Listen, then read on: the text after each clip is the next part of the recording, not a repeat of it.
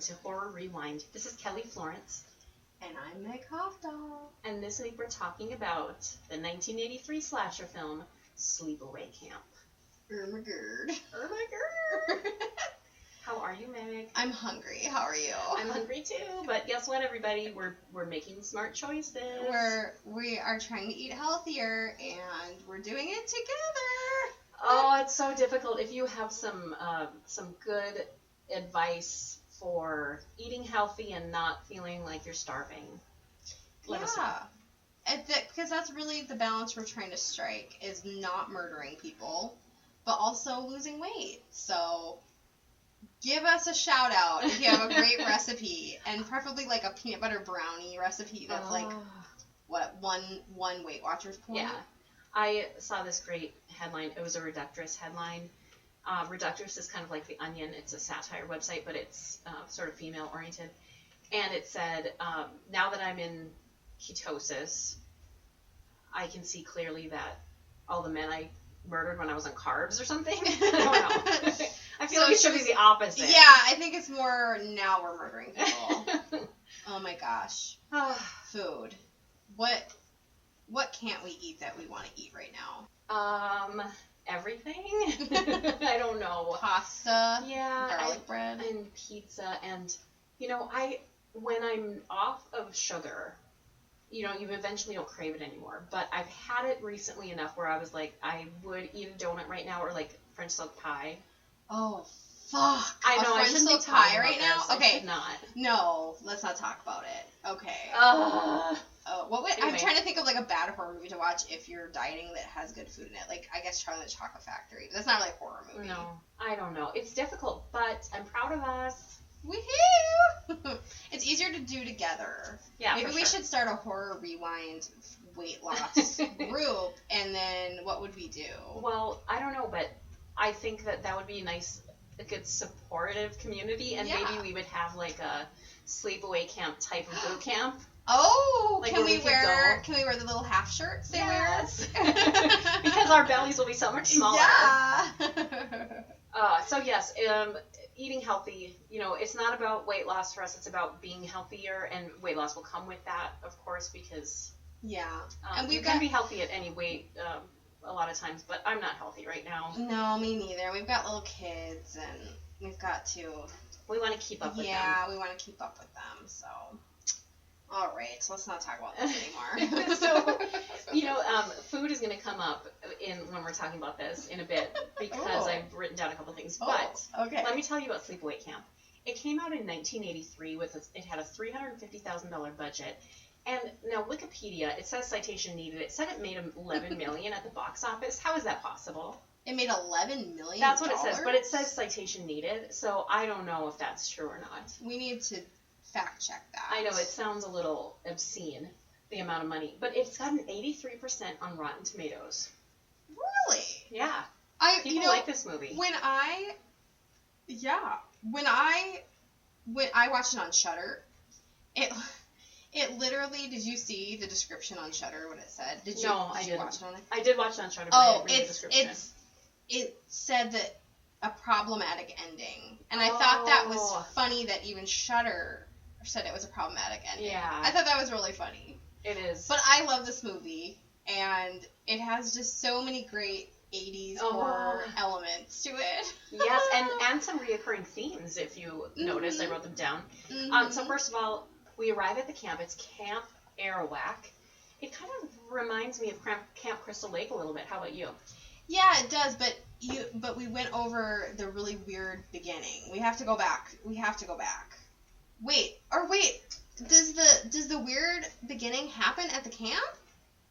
Yeah. Oh, okay. I didn't realize that. You just made that connection for me. Well, doesn't it? Well, I guess. Yeah, that makes sense. Because there's a death that happens at the beginning of the movie, but I didn't realize it happened inciting at incident the for camp. everything. Right. And it's a very odd scene, but it definitely is interesting, and you're like, what is happening here? It's very good, and then it's 8 years later. Right. But yes, it definitely feels like a Friday the 13th sort of Camp Crystal Lake vibe. Yeah. The kids' accents. It's so New York or New Jersey or whatever, wherever they are. Yeah, you're right. Oh my gosh. Yes. Okay, and can we just... I need to dive in and talk about this mother. Oh, okay, wait. Okay, so the girl... let's talk about the incident first. Because the girl not wanting to water ski, that me, because I would not. Yeah. This was actually a recent thing for me where I was like, no, I'm not getting... It wasn't a skis, it was like a tube. Oh, yeah. I would not want to. And she's like, stop. And then the girl in the boat's like, oh, just keep going. She's saying to go faster. But she's like crying for him to stop. Yeah. And then, of course, this boat runs into these kids, and one of the kids dies. Yeah. It's bad. It's really bad. And those short shorts. And not just the kid died. Right, the dad did too. The dad died. One of the dads. One of the dads. Because they have two dads. This is 1983. Here's some diversity for you. They have two dads. So that was kind of cool. Yeah. You don't see that every day. And then, then the mother. This crazy God. mother, and the character and how she plays it. It's so theater. Yeah, it's so over the top. She's so over the top that you're like, what is happening? I remember that like really shaking me the first time I saw this movie. I was just like, why is she acting like this? But you know, I know some people, I've met some people who are kind of over the top like that. Yeah, she's wearing a beret. And just, oh no, we wouldn't want that at all. It's that that was creepy. That was a really good, that was good. Ooh, oh my God. I mean, the whole movie, I haven't watched it probably since the last time I showed it to you. Yeah. And it's so much weirder and more over the top than I remember, but it sort of gives you that odd feeling, and I like to feel strangely for a horror movie. Yeah, it's a very bizarre movie.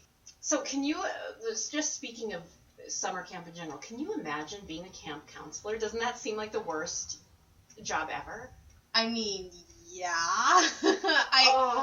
I feel like, so there's this situation next year where my son has the opportunity to do it's just for 3 nights or something. And it's like that sort of Camp Crystal Lake, what's this one named in this one? Arawak, that kind of thing. And they're like, oh, parents can come and sleep in the parent cabin for 3 nights. I'm like, I would rather die.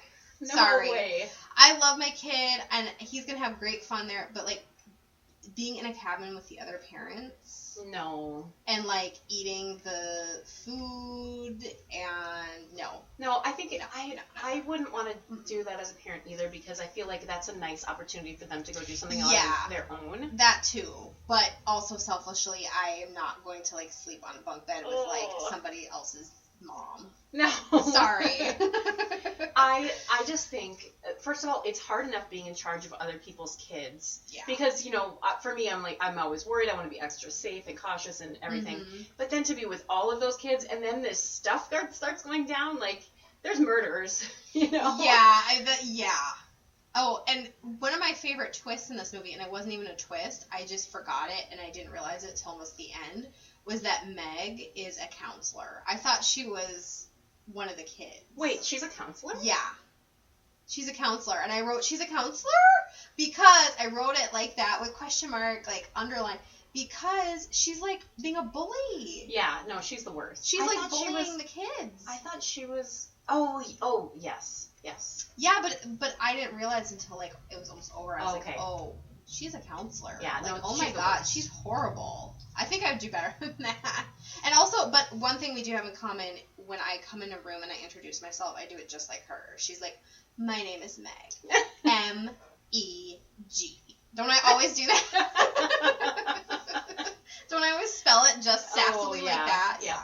Mm-hmm. Because nobody knows how to spell Meg. No, it's a tough one. There's a lot of dudes in this movie. And yes. You said that you made a noise that I did not expect you to make. I'm just hungry, Kelly. Okay. I'm hungry for what? But did you notice, speaking of food, the chef, he's like a pedophile? See, that's why I'm scared of these places, because I feel like if I send my kids to places that there are cooks like that. Oh my God, that guy is the straight worst. Up pedo. Straight up. He literally couldn't wait to start unbuckling his pants when that little girl. Oh my God. And that's terrifying. So there's the true horror. There's a ton of misogyny. Mm-hmm. There's, of course, the pedophilia. And then there's, of course, the transphobia as well. Mm-hmm. Yeah, well, that's coming. But Yeah, the chef. Oh my gosh! But he does get his comeuppance. It's pretty great. I did like that part. Oh yeah, I always love that part. Yeah, he got when he's in the corn boiling. That was great. I love they do the point of view shots, which I mentioned before. I think when we were watching Friday the 13th. Mm-hmm. I love point of view shots of the killer or the bad guy, quote unquote, because you don't know maybe who exactly it is, and you don't find out until the end of the movie. There's a lot of red herrings. Oh, definitely. I think that trend needs to come back. I feel like that people think it might be cheesy, but I think that stalker cam is like a really effective way to scare the shit out of me. Yeah, I love it. Oh, so when you were saying Meg is a counselor, I knew Meg was a counselor. The girl who I thought you were referring to is actually Judy. It's the kid's ex. She's a big bitch. She's a big bitch. But he calls her a bitch, and then because she dismisses him, and I was like, wait a minute, you shouldn't be calling her that. But nope, she is. She is a big bitch, although I don't even know, I don't care how big of a bitch you are, I don't think you deserve to go out like that. She has a really bad death. My gosh, that was really shocking. It's shocking, and it's also, there's a misogyny underlying of that, too. Yeah, because I feel like she's being punished for being sexual. And what we're referring to is she gets a curling iron up her vagina. Yeah, that happens, everybody. Yeah, it happens. It's one of the, I think, we've been doing this now for a couple months, and I think that was one of the more disturbing, shocking deaths. Yeah, and maybe I didn't totally get what was happening the first time I saw it, but it really hit me this time. Like, oh my god. Yeah, it's rough, folks, if you haven't seen it. Poor Angela, though. She's just being made fun of. People are so mean to her for no reason, just because she's shy. Right. And her cousin is so loving and polite and just trying to take care of her. Yeah, that was really sweet. I really liked how her cousin was like always standing up for her and sort of not letting people bully her, and that was really sweet. Yeah. Now, I don't know what character this is, but the next thing I wrote was the bulge on the red shorts guy. Oh, Kelly. You're like, does he have a banana in there? Yeah, I got a banana in your pocket because I'm a fucking Weight Watchers. Oh my god. Yeah. Some guy comes up to you, he's like, I got some sausage for you. You're like, where? How many points is it on Weight Watchers? Okay, let's be serious about these guys' outfits. They are wearing the most, extreme. Did people dress like that in the 80s? I mean, they must have. Really? I mean, think about the movies that are set in the 70s and 80s, and then even like Top Gun, that I think of that volleyball scene, I feel like they were wearing short shorts and cutoffs. I mean, my god, that is a turnoff for me. I'm sorry. These belly shirts? Like, it's so weird. These men are wearing shirts that are showing their hairy bellies. And, it's weird. Basically, they're up to their nipples. Like, what is the point of wearing a shirt? Yeah, it's more like they're wearing just, sleeves. Oh, it's strange. It is. That's one of the best things about this movie, though, the fashion. Oh, my gosh. I love it. I was outraged at this chef character. Okay. And also the dirty old man, the head of the camp. He's a dirty old man. And he's sleeping with Meg. Yeah, and gross. She's 18. Yeah. And he is... Oh, I IMDb'd him. I should have written it down. He died, right after this movie was made. Oh. It was kind of interesting. And he was, in a million things. Okay. So it's kind of interesting if you go back and kind of look at him. I can't remember his name. Sorry, everybody. Showing all of these horrible characters, it was making me so angry, but I realized they were setting up people to be killed because I did not feel sorry for them when they got killed. I was kind of, rooting for it. And... the makeup effects of the guy who got burned, that was really great. Wait, which guy got burned? Well, the chef guy. Yeah. There's also, we were talking about this with Friday the 13th, the trickster man character. Yeah. There's always one of them. And there's one in this where he makes fun of somebody and then he gets murdered. That's the guy who's, under the canoe in the water. And it just seems like this trope we keep finding in horror movies, and I still would like to know kind of what the thinking is behind it. They always seem to die, these guys. Right. And it seems like maybe they play a trick on the wrong person or something like that. Yeah. The bee death. Do you remember the bee death? Oh yeah, I love. There's a lot of creative deaths. Yeah, that death was good. And then, don't force people to go in the water who don't want to go in the water. I was never a strong swimmer, and my fear was that I'd be at like a birthday party or something, and someone would throw me or push me in the pool. Mm-hmm. Like, don't do that to people. And they literally are like throwing Angela in the water. And that's why I was like, Meg's a counselor, because she was in on that, and she was a counselor. Yeah.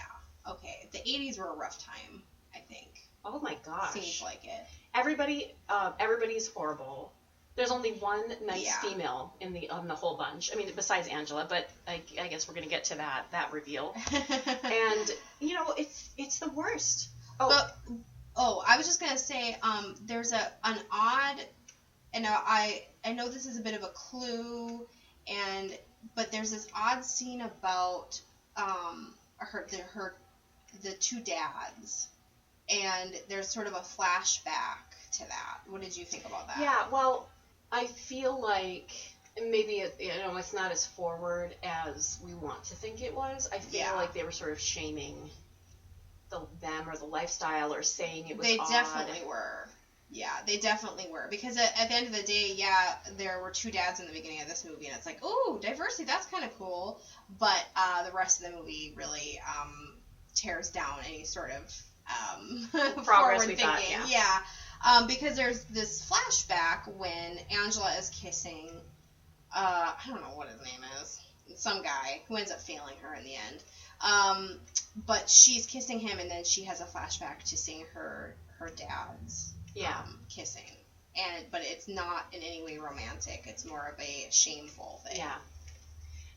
One of the themes that keeps coming up, it's this phenomenon of someone in charge keeping things under wraps for the sake of the city or the town or the camp. Yes. And the guy in charge of this camp doesn't want to let anybody know that anything's going on, so they can keep it running smoothly. He can get his payday. Oh, exactly. I wrote, just put a suit on him, and he's the mayor from Jaws. Yeah. Basically. Yeah.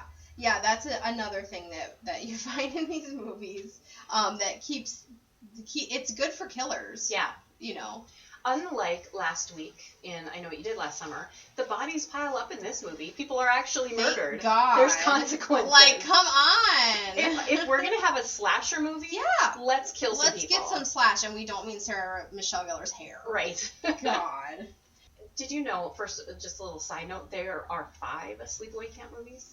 I have not seen any other ones. Neither have I. So. Oh my gosh, should we watch? Yeah, we should probably watch another 4. Yeah.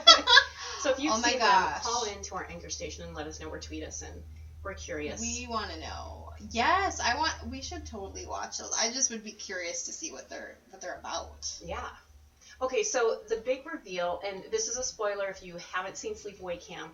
If you're planning to watch it, maybe you want to fast forward.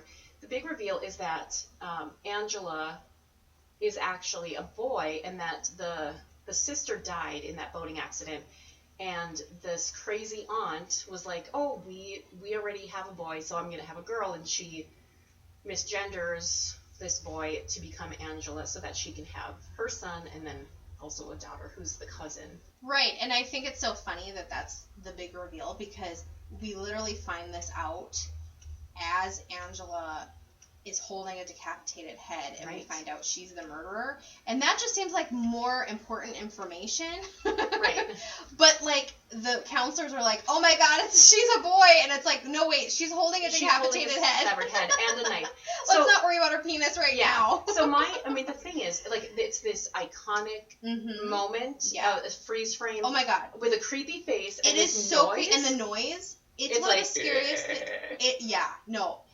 It is one of the scariest moments. I would not say this movie is super scary throughout. Right. But that moment, I have chills thinking about it right now. I know. It's terrifying. The look on her face, or his face, and the knife and the severed head and the noise is scarier than the fact that the noise she has a penis, or that this boy has been misgendered. I mean, that's also terrifying and sad, but the way they set up that moment, it's so creepy. Oh my gosh, it builds up to this like crescendo, and no one could watch that without feeling if not scared, there's going to be a strong feeling of just like upsetness. Yeah. You know, like just like, oh, it's so amazing. I love that end scene. I remember watching it for the first time and just being like, oh What my the hell? god. Yeah. So the problem, what lies in the problem is that there is the idea that because Angela has been misgendered, that this caused her to do these things. Right. And I think that's where the problem comes Right. in. And it's transphobic a bit. Mm-hmm. And Angela, of course, is being misgendered, and so maybe she identifies as a boy, which she probably does, because her aunt forced her to be a girl. And so, forcing her to be that way. Think of it if, the other way, if people who are born and feel like they don't identify with the gender that they're born as, if you try to force somebody to be something that they're not, it's not okay. It's not mentally healthy. Right. That's for sure.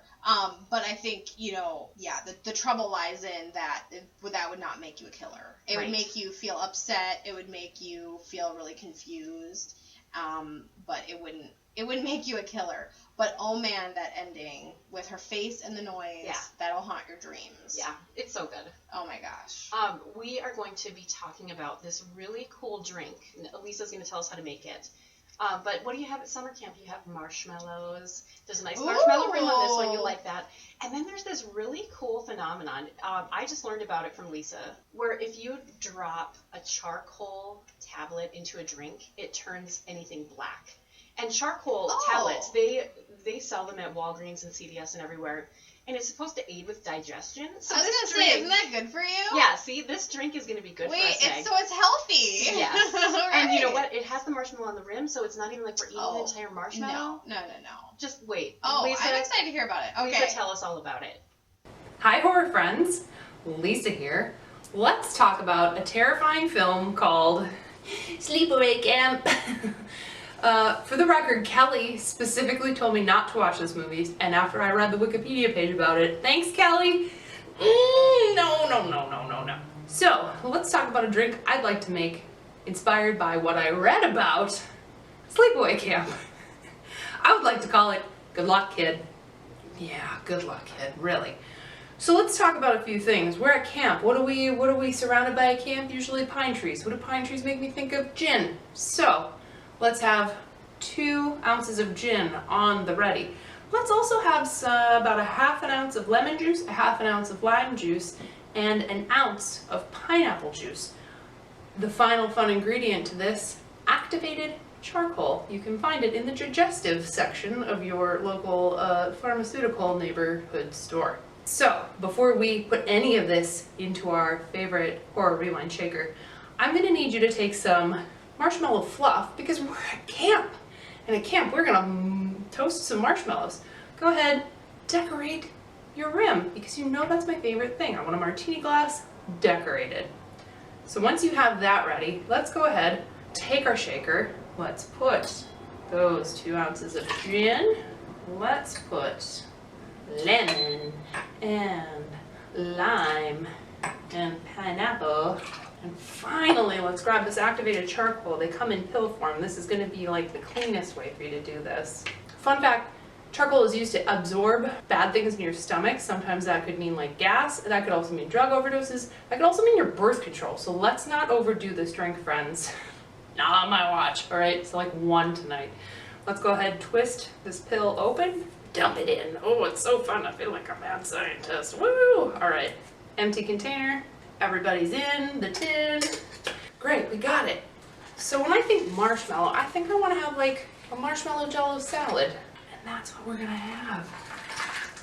But oh no, wait, this isn't what marshmallow jello salad looks like. Twist! Just like the movie. That's not a girl at camp, it's a boy. Good luck, kid. Marshmallow everywhere. It's sweet, it's like camp. It's like jello. It's so great, and it's so mysterious. Cheers, horror friends. We'll see you in that horror section. All right, it's time for our fast forward segment. Since I picked the movie this week, Meg, you picked our fast forward. What are you going to talk to us about? Okay, I'm really excited.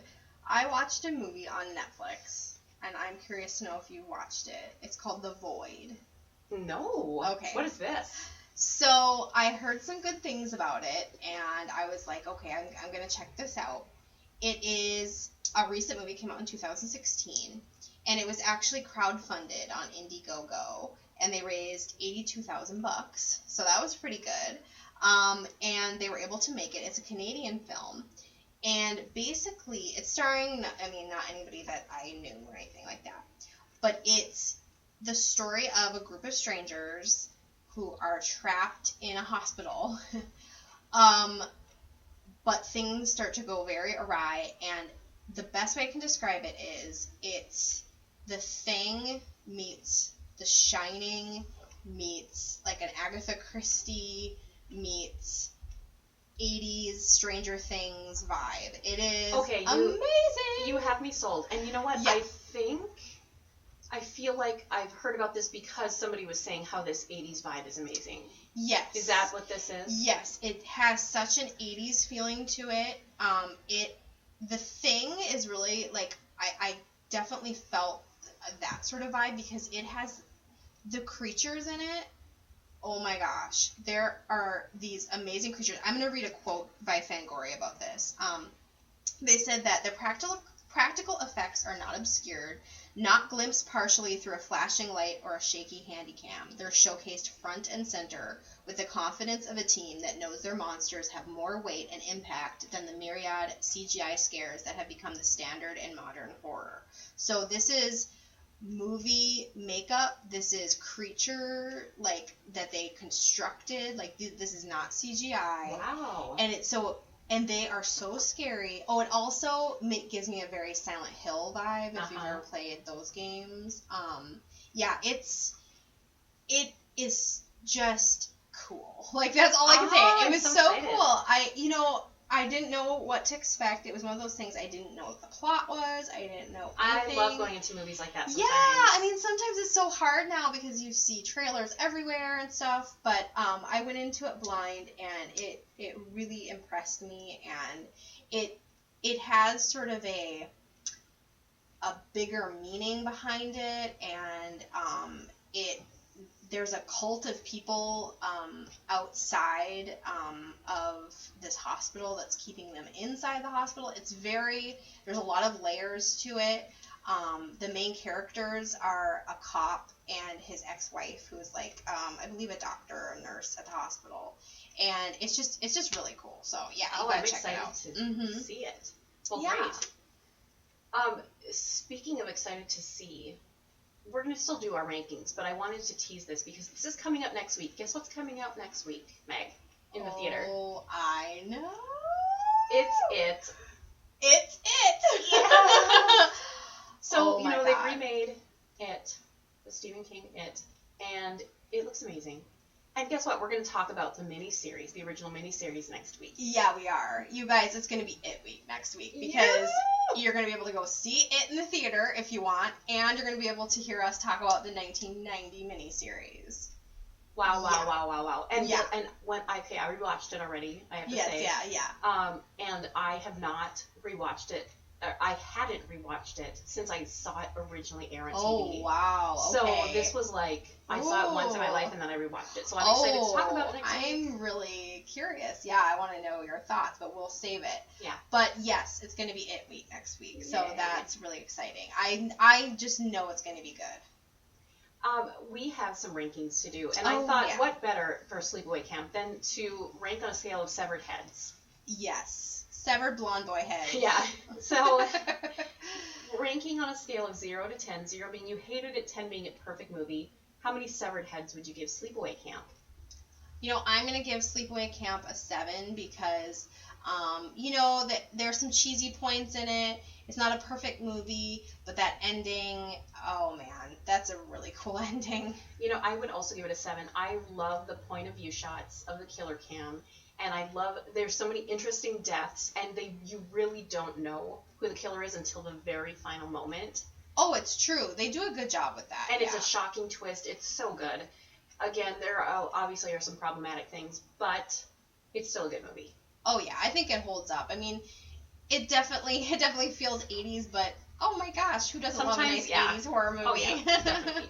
Now, how many severed heads would you give The Void? I'm gonna give it 7 as well. It was a really good movie, and I enjoyed it. But it actually said when I was reading it that later in that Fangoria article was that it needs more watches, and there's sort of a very, what do you call it? Like this element of mysticism to it, and I feel like I need to watch it again to like appreciate that. Okay. Yeah. I can only rank it on anticipation, and I'm giving it an 8 because when you were talking about all of the things that it sort of feels like, I love all those things. Are all so I'm good gonna love things. this. Yeah. I'm really excited. So Good. 8 severed heads for me on that one. Awesome. So tune in next week, everybody, because we're going to be talking about it. And the movie comes out next week, and yay, how lucky are we as horror fans? And then, September comes up, and then it's October, and we get our season is here. Yeah. Our season is here. Oh, don't you just love fall? I love fall. God, it's my favorite time of year. I'm so ready and excited for fall. I love it. I love pumpkins. Just pumpkins. Can we eat pumpkins? Are those healthy? No, probably not. But yes. Yeah. It's going to be good. So everybody have a great week, and we'll see you in the horror section.